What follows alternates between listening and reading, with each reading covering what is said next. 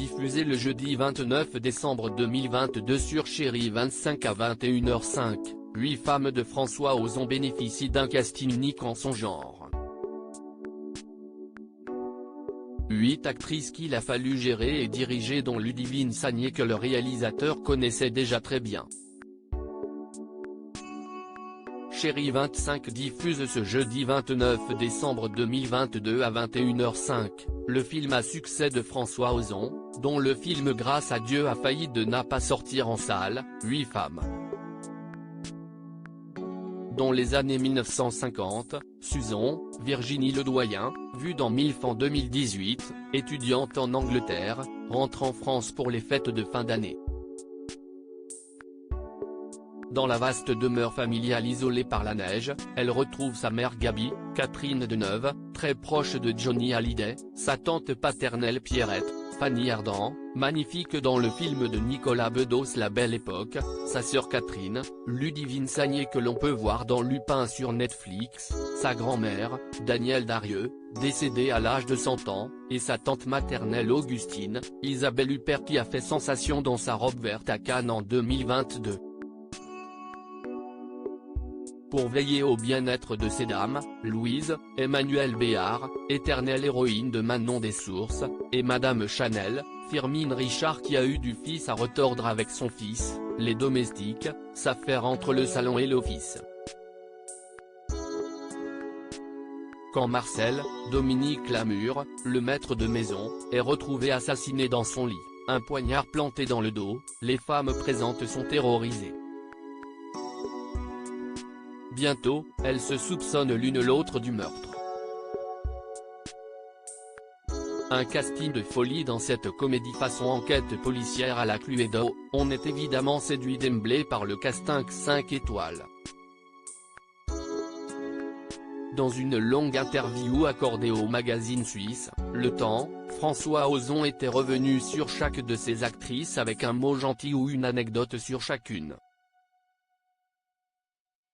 Par exemple, il rendait hommage à Danielle Darieux, la doyenne du film, elle était capable de passer, d'une minute à l'autre, de la drôlerie et de la légèreté à la profondeur. Tout était exprimé d'un regard, ou à Catherine Deneuve, Catherine, si y est-il la générosité. Elle ne travaille pas du tout dans la rivalité. Elle recherche la complicité. Elle souhaite sans cesse que tout le monde soit bien. Mais pour Ludivine Sagnier, la plus jeune des actrices, le discours n'était pas le même. Et pour cause. La bouc émissaire Ludivine Sagnier François Ozon évoquait ainsi la jeune actrice, parmi les films de Ludivine, je suis presque obligé de citer celui que nous avions déjà tourné ensemble, Goutte d'eau sur pierre brûlante, 1999, d'après une pièce de Fassbinder. Forcément, si est-il là que je l'ai découverte.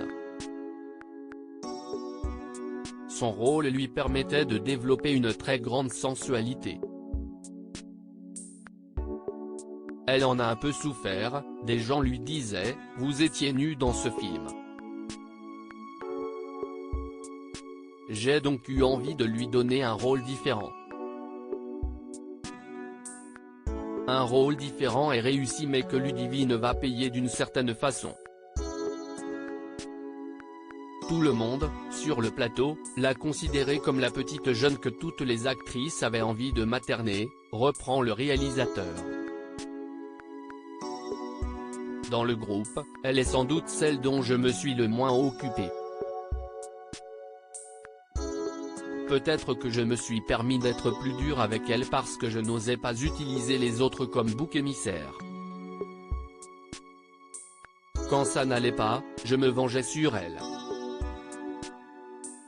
Elle ne lui en voudra pas puisque Ludivine Sagnier retrouvera le réalisateur en 2003 pour le rôle principal de Swimming Pool.